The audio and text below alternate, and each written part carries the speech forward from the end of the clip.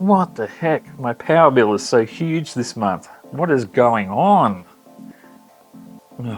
What are you doing, Mikey? Oh, sorry. Did I disturb you? What? Yes, and why are you carrying a pickaxe? Why am I carrying a pickaxe? Well, of course, it's because I got into crypto mining. Oh. You do realise that you can't actually physically mine crypto? Well, duh. Do you think I'm that stupid that I'd use an actual pickaxe to try and mine crypto? You have done some pretty crazy stuff before, so maybe. Well, for your information, I've actually got a crypto mining rig set up in your garage, and it's been making me a bit of money. No wonder my power bill is so high. Anyway, sorry I called you stupid. I didn't realise you actually kind of knew what you're doing. Well, I should think so. You know, you're really insulting me with treating me like an idiot. Anyway, I need to get going because my crypto mining rig is not doing so good anymore, and it's time to go motivated. And there it is.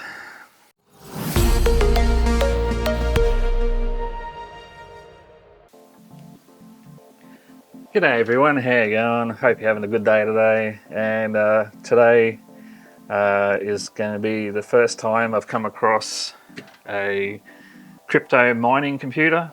My customer's brought this in and he's finished doing his crypto mining, and now he just wants to use it as a normal computer. But yeah, I thought it was really interesting to have a look at. The reason it's in is he said when he turns it on, it sort of tries to turn on, but then nothing happens and it just keeps looping like that. So yeah, it sounds like there's some kind of hardware fault. But I just thought I'd show you initially sort of what he's got here. So this is the back of the rig, and you'll notice he's got two power supplies. That's because in this computer he had two 3090s installed in it, and you just need more than one power supply to run all that. So that's why he's got two. And yeah, he's got it plugged into this motherboard here. Looks like a Gigabyte AORUS of some kind. I'm not sure what the CPU is. And there seems to be 4 sticks of RAM in here, so not sure how much RAM's in there. I'll have to find out. He's got a liquid cooler here to help keep it all cool, and he's got like a bunch of fans to help, of course, with heat, because mining generates a lot of heat. And he's even got this fan here just sitting blowing against the graphics card, trying to keep it cool, because again, mining is very intense on a graphics card. And that's why I said to him there's a possibility your graphics card is the fault, because mining puts a lot of stress on the cards and that can cause them to fail when they've been mining for quite a while. So yeah, there's a possibility, yeah, his card's gone, which would be really sad. Goodbye. Losing a 3090 is not good, but hopefully that's not the problem, because the other possibility of the behavior that he described is the memory. One of the memory modules has gone faulty. That would be normally a bit cheaper, but in the current climate of running out of RAM at the moment in the market, RAM prices have gone through the roof, and so have SSDs. So I'll just put this over here with the rest of the file. Yeah, hopefully the AI bubble will pop soon and then we can get back to normal, but who knows. In the meantime, let's just focus on fixing this up. So what I'll do is I'll spin it around, I'll plug it into my test bench, and we'll just see how it behaves, and then we'll start trying a few things to see if we can get it to work, and hopefully we can get it working. Alright, I will set up and I'll catch you in a minute.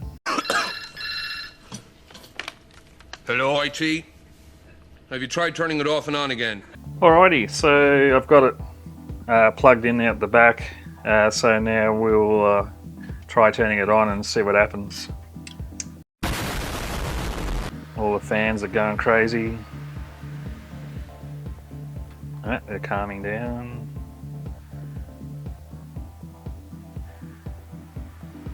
Spitting up again.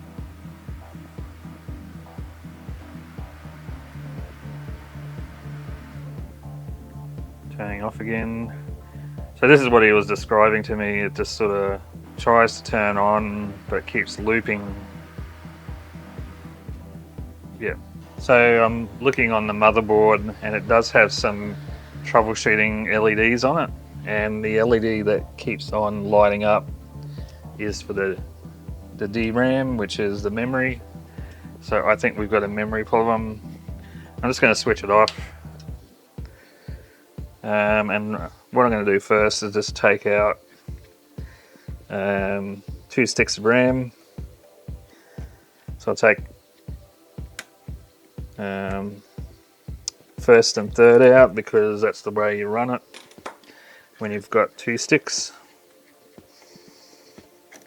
These are very, very fancy memory modules. They got like a crystal light up top, and they've got this shiny chrome metal heatsink on it, so very fancy. And they appear to be, it's DDR4, so this is an older machine. It's not DDR5, and this is a 16 gig stick. So he's got 4 16s in there. So that's 64 gig. Alright, so we've only got 2 sticks in. We'll turn some power on and we'll see what it does this time. I'll have a look at that light again.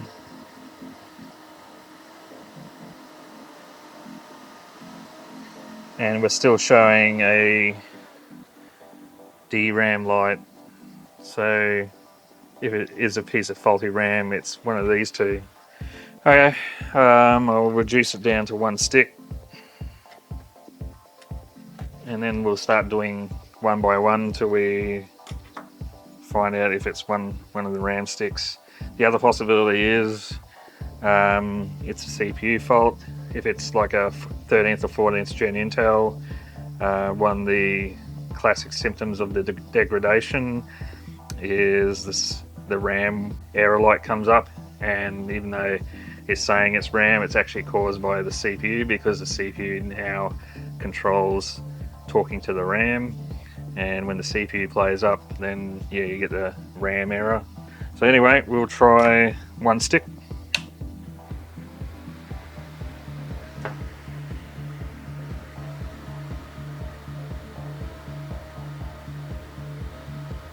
Wow, okay. So possibly this RAM module is dead, so I'll just leave that aside. I'll try the next one in the same slot. Let's see what happens. Alright, switch it back on.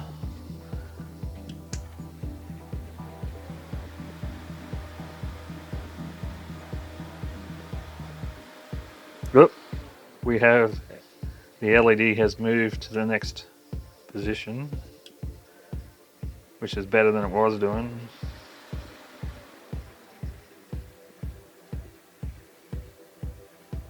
Yeah, we got a picture on the screen. So it appears we have a dodgy memory module. Yep, and now it's going into Windows. There you go. We have a faulty stick. Let me have a look at this stick. I think I can see the problem. I'm going to try and bring it into the camera. Camera 1, camera 2, camera 3. So I don't know if you can see it all that well. You should be able to see it pretty well. On the end of that stick, on the copper traces, there is damage, or it looks like damage or dirt on that piece of RAM. I think that's the problem. So what I'm going to do is I'll clean it and I'll try it again. But if it doesn't work, I'd say this memory is stuffed. It's on both sides too. So I've got a gut feeling that's the problem. So yeah, that's gone right into Windows now. So I'll just give this RAM a clean. Yeah, that's not coming off, that's actual damage. Where's my magnifying glass?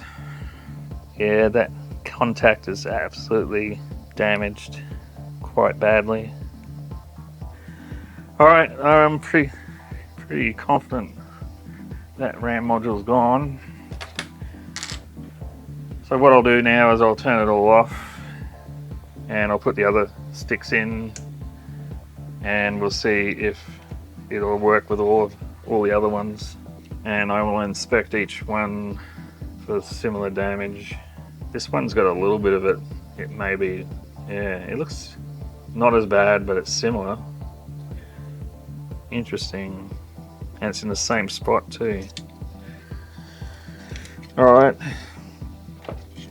So if it starts not working again, we may have another one that's gone.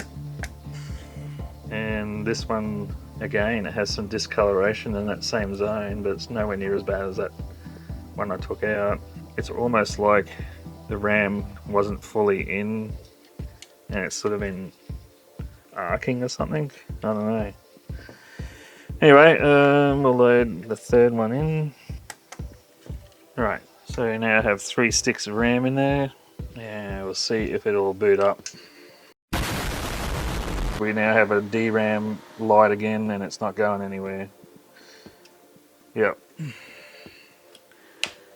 So we've got another dead one.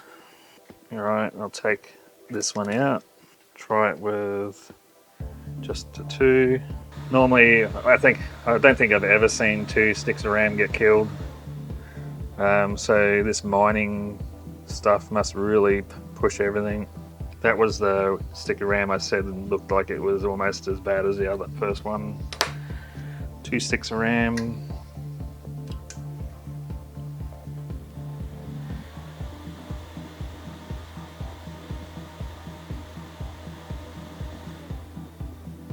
And yes, it's going through. So there you go. 2 dead RAM modules. Yep, BIOS is up. That's going to go into Windows. Yep, it's going into Windows. Alright, so yeah, he just lost 32 gigs of RAM because they're fried. Obviously got punished a bit on crypto mining. So now that we've got it into Windows, what I've got to do now is just go through and stress test everything and just make sure nothing else has got a problem. And then if it all passes, then that'll be it. That'll be the fix. Yeah, alright. So what I'll do is I'll get into Windows and I'll change the camera so you can see what I'm doing. And we'll do some stress tests and find out if there's anything else going wrong with this. Okay, see you soon. A few moments later. Alright, so we're in Windows. And he's got AVG antivirus free. Brother, People, just don't use AVG free. It's just terrible. And it's actually owned by Avast, and Avast got caught out collecting people's data and stuff. So they're just not a company you can trust, and nothing's really free. Like they get their money from selling your internet browser history and all this sort of stuff. So just don't use them. Just get yourself a proper one like ESET, that's the one I use, or just stick with Windows Defender, which is pretty much enough for most people. Anyway, I digress. So we've gone back down to 16 gig.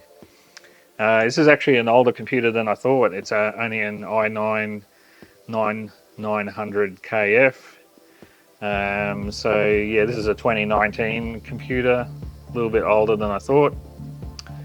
And it's got Windows 11 on it. So yeah, we'll start doing some stress tests. I'll on the stress test software, and we'll just make sure the temps are all good. So give me a little minute or two and I'll then come back to you again.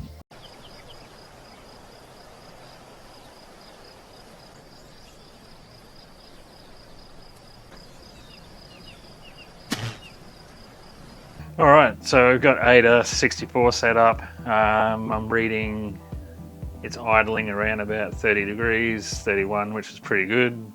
So let's see what it does when we smash the CPU. So temps are 67, 66, so it's not jumping up and going crazy or anything. So I'd say the liquid cooler is working correctly. You probably could use some new fresh paste on it, which is probably what I'll do anyway. I always do that with computers that are a bit older, and that'll probably bring the temps down even more. But yeah, it looks like the CPU cooling system is working, so that's good. So I'll now move on to testing graphics. We'll see what happens. I'll just leave this open so we can see temps. I'm just going to run Unigine Valley first because this is an older machine. Valley will be a good test for it, and I'll run it in not full screen. So the thing I'm interested in is the hotspot, which is this line right there. So currently the hotspot's 83 degrees, 84 degrees, and GPU itself is about 64, 66. So that is a little on the high side. That's about 17 degrees difference between the GPU average and the hotspot. Generally you want it between 10 to 15 degrees, so it's a little bit high.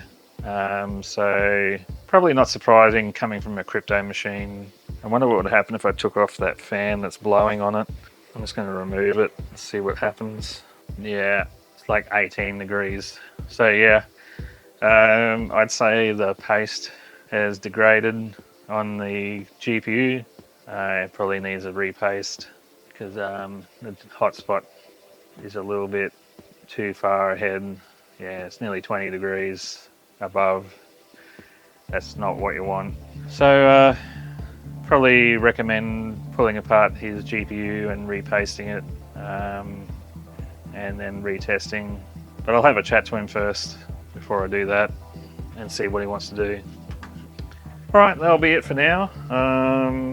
Once I talk to the customer and I get approval to do a few things, then I will fully service the computer and do the GPU as well, and then we'll run benchmark and to see how well this 3090 goes. Be interesting to see what score it gets being an older machine.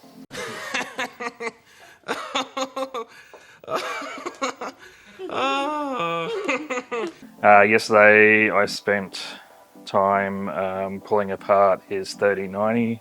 When I pulled it apart, I got really surprised. Someone else had already been in there and they'd added all these extra pads that are actually preventing some of the pads from seating properly and therefore not transferring heat very well. And then when I got to the actual core, the paste was virtually non-existent. It had all drained off to one side, which means I'm thinking they used a paste that was too liquidy or something. I'm not sure. And the pads around on the memory were all hard and crumbling.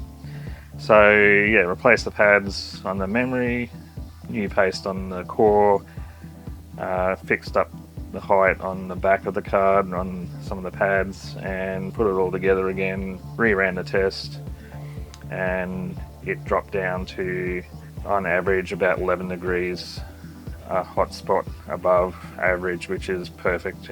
That's really cool. And the memory temps were around about 76, something like that, which is also very, very good. So heat-wise on the graphics cards all sorted out, but I noticed the thermals on the CPU aren't so great when it's idling, and so pulled off the head of the liquid cooler, which is what you're looking at right now. And yeah, the paste is chalk. It's not paste anymore, and there's not a lot of it there. And on the head, it's just chalk as well. It's hard. It's not liquid or not gooey. So we're going to clean this off and chuck it back, some fresh stuff on, and then put it all back together. And I think we'll see a definite improvement there as well.